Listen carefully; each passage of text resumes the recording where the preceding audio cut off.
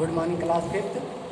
Hindi literature के chapter 5 में आज आप पढ़ेंगे रोमांचित कहानी जो राजाओं पर आधारित है। वो ऐसी कहानी जिसका नाम है विचित्र राजा। पूर्व काल में तमाम जो राजसी जब कार्य होता था, जो राजपाट के द्वारा जो कार्य चलाए जाते थे, एक राजा के द्वारा जो कार्य चलाए जाते थे, तमाम ऐसे राजा जो होते थे तो राजा तो बन जाते थे, लेकिन उनके पास बौद्धिक ज्ञान का अभाव होता था। तमाम मंत्री, तमाम सलाहकार, तमाम अनेक राजगुरु उनके दरबार में रहते थे, उन्हीं के सलाहों के अनुसार ही वो कार्य करते थे। लेकिन कोई कोई राजा जो ऐसा होता जो हठी होते थे, अपने हट सिद्धांत को लेकर के स्वतः ही अपने राज का विनाश कर देते थे। अपने मूर्खता से अपने जो राज होता था उस राज का विनाश कर देते थे। उस प्रजाओं जो प्रजा रहते थे उनको भी परेशानी का सामना करना पड़ता था, क्योंकि इनकी जो बौद्धिक जो उन्मूलता थी वो मंद होती थी, और मंद होने की वजह से, कम होने की वजह से जो उनकी बौद्धिक कार्य क्षमताएँ जो कार्य करते थे बहुत ही हानिकारक, बहुत नुकसानदायक कभी कभी सिद्ध हो जाते थे, जिससे रहने वाली प्रजाओं जो उन पर आश्रित थीं, राजाओं पर, समाज की जो प्रजा थी, उनके राज्य की जो प्रजा थी, उनको बहुत बड़े संकट का सामना करना पड़ा था, बहुत दुख और विपद का भी सामना करना पड़ता था। तो उसी पर आधारित अंश कहानी है ये विचित्र राजा। ऐसे ही पूर्व काले कोई विचित्र राजा रहा होगा जो अपनी मूर्खतापूर्ण कार्यवृत्ति से प्रजा को बहुत कष्ट प्रदान किया, बहुत संकट में डाला, बहुत उनके जनजीवन को अस्त व्यस्त करके छिन्न भिन्न कर दिया, और स्वतः ही अपने राज का भी नाश करने वाला ये राजा था। ठीक है, उसी पर आधारित एक कहानी है। तो जो राजसी ठाट जो पहले होते थे, जो राजाओं के द्वारा जो कार्यवृत्ति किया था, आज तो प्रजातंत्र है, प्रजा के द्वारा राजा चुने जाते, लेकिन पहले कुलीन तंत्र शासन था। एक के बाद एक राजा का होना अधिकार था। किसी का राजा था, उसका राजकुमार जो होता था, उसके बाद वो राजा बन जाता था स्वतः ही, क्योंकि उसमें कोई जनमत नहीं था, न कोई प्रजातंत्र का कोई नियम था। स्वतः उसका अधिकार होता था, वो राजा बन, चाहे वो अनपढ़ हो और चाहे वो पढ़ा लिखा हो। लेकिन अधिकतर जो पूर्व समय के जो राजा होते थे वो अनजान और मूर्ख ही होते थे। सिंहासन पर अपने अधिकार की वजह से बैठ जाते थे, लेकिन सही राज्य, प्रजा का सही संचालन, सही मार्ग ले जाने का जो कार्यवृत्ति होती थी, जो ज्ञान कौशल होता था, वो उनके पास नहीं होता था। और इन्हीं अभावों के कारण जो ऐसे राजा होते थे, समाज का विघटन करते थे, अपने राज्य का विघटन करते थे, और प्रजाओं का भी विघटन करके उनको बहुत बड़ी समस्याओं का सामना करने के लिए छोड़ देते थे, बहुत बड़ी संकट में उनका जीवन डाल देते थे। ये उनकी मूर्खता शैली का राज करने का ये कारण था प्रमुख।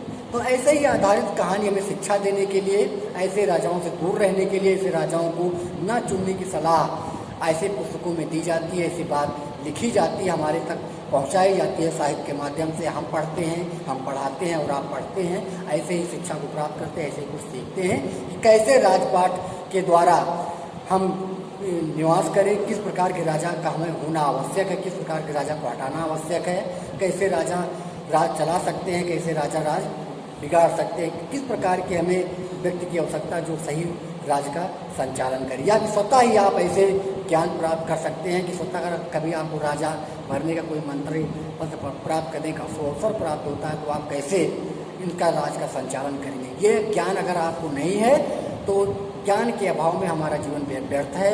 हम कोई भी पोस्ट पर पहुँच सकते हैं, जा करके राजनीति में हम बड़े बड़े मंत्री बन सकते हैं, बड़े मंत्रालय को प्राप्त कर सकते हैं, लेकिन अगर हमें पास ज्ञान नहीं तो हम उस मंत्रालय, उस क्षेत्र को उस क्षेत्र का क्या कर सकते हैं, विघटन कर सकते हैं, और राजकीय घाटा और भारतीय घाटा अर्थव्यवस्था को हम खराब करके जो यहाँ के रहने वाले जो प्रजा हैं, आम जनता, उसको भी मुसीबत में डाल सकते हैं। तो ऐसी कहानी से हमें ये शिक्षा लेनी चाहिए कि किस प्रकार के राजाओं का होना आवश्यक है, कैसे राजा होते हैं, कैसे मंत्री होते हैं, किस प्रकार का हमें इनको राज का संचालन करना चाहिए, कैसे इनको हमें राज पर बिठाना चाहिए, कि कैसे इनकी योग्यताएँ होनी चाहिए। ये सब बातों का अवश्य हमें ध्यान रखना चाहिए। पुनः मूल्यांकन हमेशा करते रहना चाहिए कि इनके कार्यवृत्तियों का पुनः मूल्यांकन करके ही हमें इनको बदल दीजिए। आज तो प्रजातंत्र है, प्रजातंत्र में हमें अधिकार है 5 साल के पुनर्मूल्यांकन के बाद अगर कोई भी कार्य करने में सक्षम है, सफल है, या हमें सुखदायी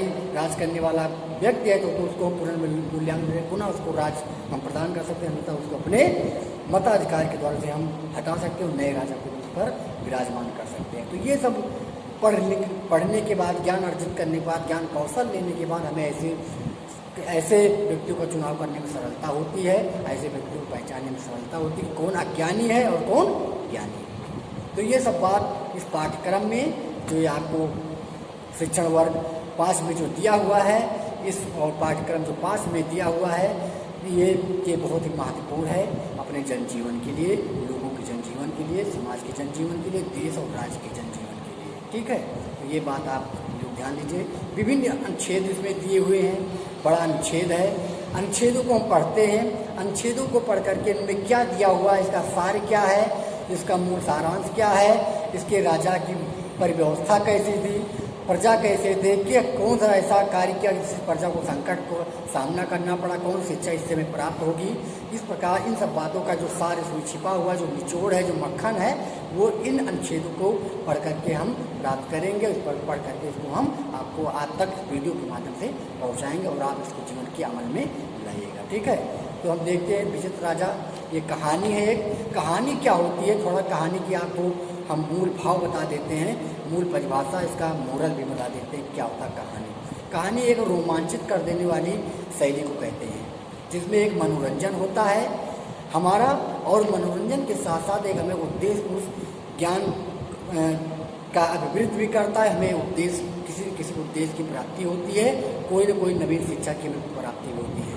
तो जो कहानी ऐसी विधा है जिसे पाठक मनोरंजक और कलात्मक ढंग से लिख करके पाठकों के बीच पहुंचाता है और उनका एक मार्गदर्शन करता है और उनको एक नया जीवन और नया शिक्षण ज्ञान, नया उद्देश्य, नई विधि का ज्ञान कराता है। तो दोनों बातें इसमें होती है कहानी में। कहानी बहुत बड़ी महत्वपूर्ण तथ्य है।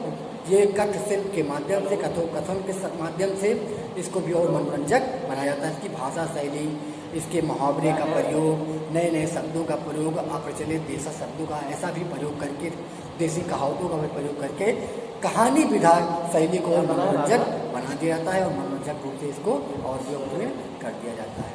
तो ये बात कहानी विधा की है। कहानी के ये स्वरूप होते हैं, ये इसमें माधुर्य गुण भी होते हैं जो आपको बहुत ही रोचक और अच्छा पढ़ने में लगता है और अच्छी कहानी के माध्यम से अच्छा ज्ञान भी प्राप्त होता है और हमारी जो जीवन का जो मनोरंजन भी प्रस्तुत कर देती है। तो विचित्र राजा के जो अनुच्छेद 8 है, पाठ का जो मूल नाम है विचित्र राजा, इसके विषय में इनके अनुच्छेदों को हम पढ़ते हैं। इनकी जो छिपे हुए सार हैं, जो इनके उद्देश्य हैं, जो इनकी कहानी है, कैसे आधारित है, किस पर आधारित है, किस प्रकार की कहानी है, कब की बात है, किस समय की बात है, इन सब बातों का अध्ययन इन जो अनुच्छेद देव जो पंक्तियाँ लिखी हुई हैं उनके माध्यम से हम आपको प्रस्तुत करेंगे वीडियो में और आपको इन मनोरंजनात्मक जो ये कहानी इसे रूप कराएंगे। इसको आपको इसका सार मॉडल बताकर इसका एक नए ज्ञान का जो इसमें ज्ञान छिपा उसको हम आपको प्रस्तुत करेंगे, आपको इसको प्रदान करेंगे। आप इस अनुच्छेदों को जो हम वाचन करते हैं आप इसको सुनिए और इसको पढ़िए, उसके बाद इसके ज्ञान को प्राप्त करिए। देखते हैं अनुच्छेद में क्या है। अनुज विनय और राहुल अपने दादाजी से कहानी सुनाने की जिद करने लगे। यानी कि जो अनुज विनय और राहुल थे वो अपने इनके दादाजी थे, वो जा करके अपने दादाजी से कहानी सुनना चाहते थे, वो उससे हट करने लगे कहानी के लिए।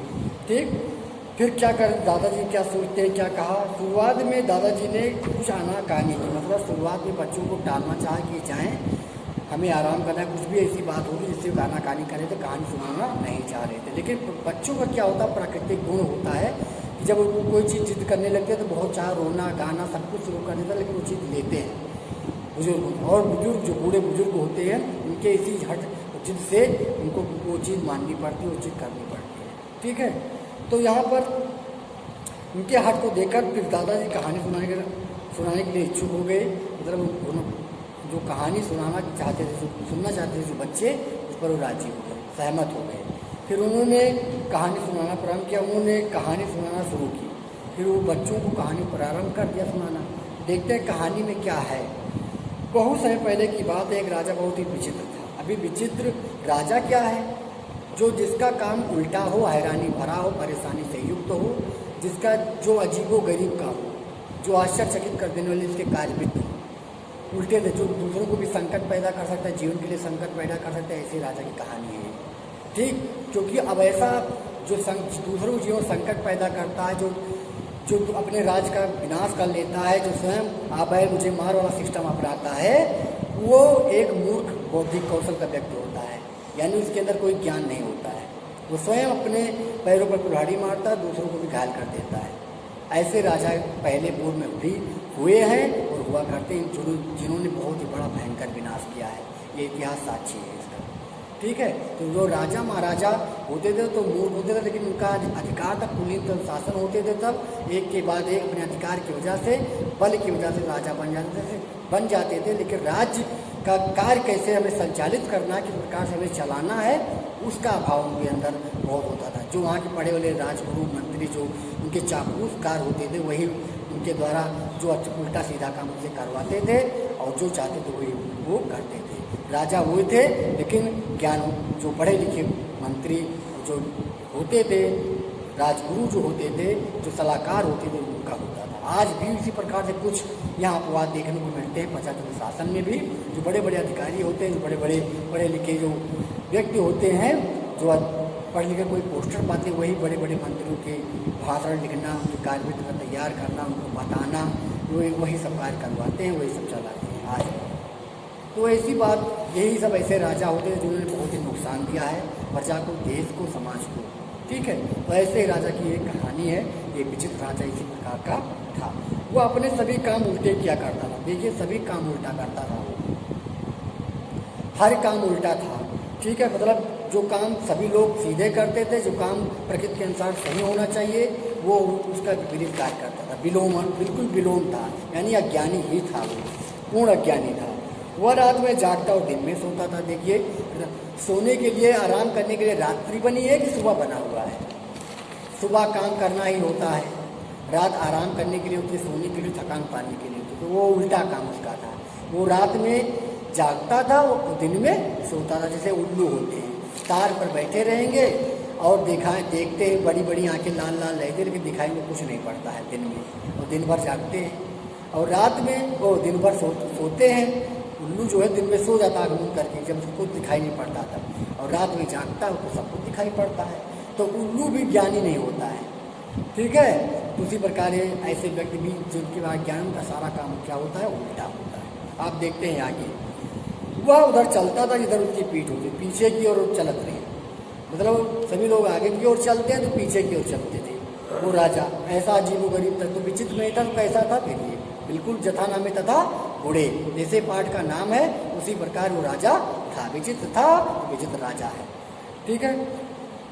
उसके राज के हाथी घोड़े भी उल्टा चला करते थे। राज के जो हाथी घोड़े थे वो भी उल्टा चला करते थे, उल्टा चलते थे। बड़ी समस्यात्मक बात है ये। एक मनोरंजनात्मक भी दिखाई पड़ रहा है, आप अगर इसको पढ़ें तो मज़ा भी आ रही है, आपको आनंद भी मिल रहा है। और इसमें देखिए, इसमें कितनी विचित्र बातें भी लिखी हैं, कितनी भी मनोरंजनात्मक बातों के साथ साथ में उद्देश्यपूर्ण है ये। इसमें कोई ना कोई उद्देश्य भी निकलेगा, आप देखेंगे, ठीक है। और जो भाषा इसका लिखा है, सरल सुबोध है, हमें सरलता से समझ में आ रहा है। बहुत विस्तृत खींचतान नहीं करना पड़ रहा है इसका अर्थ निकालने में। तो ये सहज है, जिसमें कृष्णत्व नहीं है, ठीक है। सहज, इसमें जो सहज है उसके उसी भाषा का प्रयोग किया गया है जो सरलता से हमें समझ में आ जाए, सरल बोध है, ठीक है। फिर उल्टा चलने का तो वह रोज रोज टकराता भी होगा। विनय ने पूछा, दादाजी बोले अब ऐसा काम करेगा तो टकराएगा भी।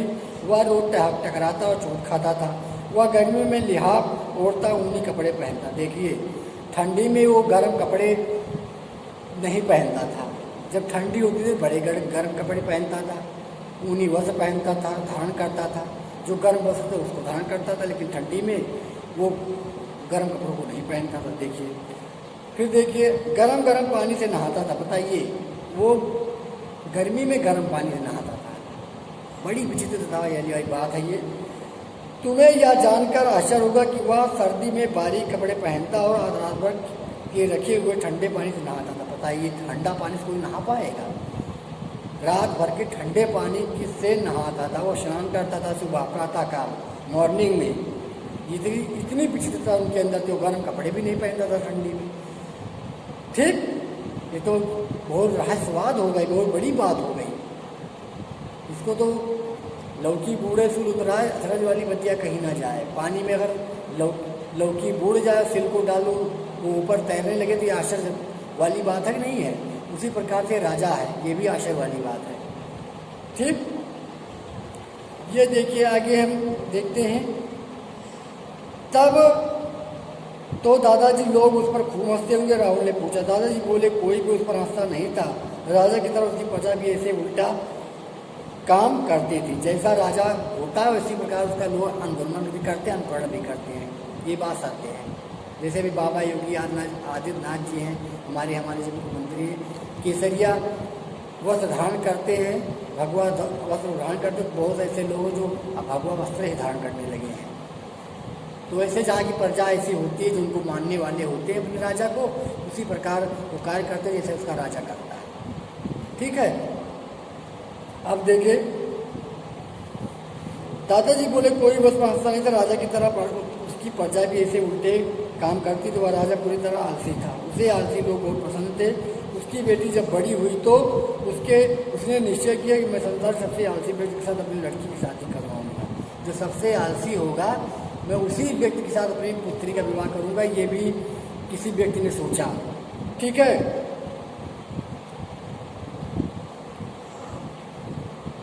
उसने निश्चय किया कि मैं संसार सबसे आलसी व्यक्ति के साथ अपनी लड़की की शादी करूंगा। विनय बोला, दादाजी इसका तो मतलब यह हुआ कि आप वह राजा आलसी होने के साथ साथ मूर्ख भी था। हाँ बेटा, तुम बिल्कुल ठीक कहते हो। तुम जानते हो कि मूर्ख राजा ने आगे क्या किया? दादाजी ने पूछा। देखिए, इसका जब पुत्र होता था पूछ रहा है कि दादाजी इसका मतलब ये है कि राजा मूर्ख था, उसको किसी प्रकार का ज्ञान नहीं था, वो आलसी भी था। दादाजी ने कहा बिल्कुल ठीक समझा, बहुत सही बात है, ऐसा ही था। ठीक है, नहीं बताइए ना। बच्चों ने ठुनकते हुए आग्रह किया। फिर गुस्सा हो गए और बच्चे फिर जिद करने लगे। दादाजी ने फिर आगे बताना शुरू किया। दादाजी बोले, राजा ने सबसे आलसी और ढूंढने के लिए 4 दिशाओं में दूतों को भेजा। इसके अलावा उसने 5वें आदमी को विशेष दूध बनाकर भेजा। 1 वर्ष बाद पूर्व दिशा से पहला दूध उठा और प्रणागवती बोला, महाराज मैंने सबसे आलसी राजकुमार को ढूंढ लिया। एक राजकुमार एक गड्ढे किनारे लेटा हुआ है, उसका एक पैर कीचड़ में पड़ा है और दूसरा जमीन पर। मुझे पता चला कि वह आलस कारण अपना पैर कीचड़ से बाहर नहीं निकाल पाता। वह 6 महीनों से इसी हालत में पड़ा है। मतलब जब वो राजा ने भेजा कि आलसी जो राजकुमार होगा, व्यक्ति होगा, उसी के साथ अपनी पुत्री विवाह करवाऊंगा, दूतों को भेजा कि आलसी ऐसे आलसी व्यक्ति को लाओ जो बहुत बड़ा आलसी हो। तो दूत संदेश लेकर आने लगे ढूंढ करके। उनके जो सैनिक थे उन्होंने तरह तरह के आलसपन के जो विशेषताएं लोगों में देखा, उनको आकर के बताया। दूत की बात सुनकर राजा ने कहा, वाह, यह तो सचमुच आलसी राजकुमार। मंत्री जी, आप फौरन उसका नाम पता लिख लीजिए। तभी दक्षिण दिशा में गया हुआ दूसरा दूत लौटा। एक दूत फिर लौट कर आए। उनके राजा के यहाँ बहुत से दूत होते थे, तो हर दिशा में गए थे। तो पहला दूत ने बताया तो उनका नाम नोट कर दो सब कुछ। फिर दूसरा दूत आ गया। अब वो उसने क्या कहा देखते हैं। दूत ने राजा को बताया, महाराज आपके कहे अनुसार मैंने दक्षिण दिशा में सबसे आलसी राजकुमार को ढूंढ लिया है। उसने 25 सालों से हजामत नहीं बनवाई। उसकी दाढ़ी मुँह दोनों बढ़कर महल से बाहर नगरी में दूर दूर तक फैल गई है। वो इतनी घनी है कि नगर के लोगों को अक्सर बादल छाने का भ्रम हो जाता है। राजा ने पूछा, वह कभी अपनी दाढ़ी खुजलाता तो नहीं? दूत बोला, महाराज वह कभी कभी अवश्य खुजलाता है, लेकिन उसके अलावा वह कोई और काम नहीं करता। राजा बोला, इसका मतलब पूरा आलसी नहीं। फिर भी उसे उस राजकुमार का नाम और पता लिख लीजिए। उन्होंने भी आलसी का दूसरा उदाहरण प्रस्तुत किया दूसरे दूत ने, और उनकी विशेषताएं बताई कि ऐसा ही आलसी व्यक्ति ऐसा है। ठीक है, फिर राजा बोला, इसका मतलब यह पूरा आलसी नहीं। फिर उस राजकुमार का नाम और पता लिख लीजिए। कुछ समय बाद पश्चिम दिशा से तीसरा दूत भी आ गया। हर दिशा में गए थे दूत ना, पश्चिम दिशा से भी आ गया। उसने राजा को प्रणाम कर कहा, महाराज ऐसे आलसी को आपने कभी नहीं देखा होगा। वह 20 सालों से एक ही जगह पर बैठा हुआ है, वहाँ से तनिक भी नहीं हिलता, बस बैठे बैठे सलाह देता रहता है। एक बार उसे घर में आग लग गई, तब भी वो अपने स्थान से हिला नहीं। उसकी दाढ़ी मुँह कपड़े और शरीर भी जल गए, फिर भी वह टस से बस नहीं हुआ। अर्धजली हालत में उस दूसरे लोगों ने ही आग से बाहर निकाला। राजा बोला, सचमुच आलसी हो तो ऐसा हो। मुझे लगता है कि यही वर राजकुमारी की योग्य है, पर अभी चौथा दूत से भी खबर लेनी है, तभी फैसला लिया जा सकता है। तभी चौथा दूत आ गया और बोला, प्रणाम महाराज, मैंने सारी उत्तर दिशा छान मारी, तब कहीं जाकर राजकुमारी के योग सबसे आलसी वर मिला है। वह आपको अवश्य पसंद आएगा। वह एक बाग में लेटा हुआ है। पेड़ से जो फल टपक कर उसके मुंह में गिर जाता है वह उसे खा लेता है, लेकिन पेट या छाती पर गिरे फलों को खाने की तकलीफ नहीं करता। ऐसा भी व्यक्ति है कि बागों में लेटा हुआ है जहाँ के फलों का अभाव नहीं है, फल ही फल है, ठीक है, लेकिन वो लेटा हुआ है, जो उसको पास फल गिरता है मुंह पर उसको खा लेता है, बाकी आरी बगल जो फल पड़ा हुआ उसे उठाने की चेष्टा ही नहीं करता है। ये एक आलसपन है, ठीक है। तो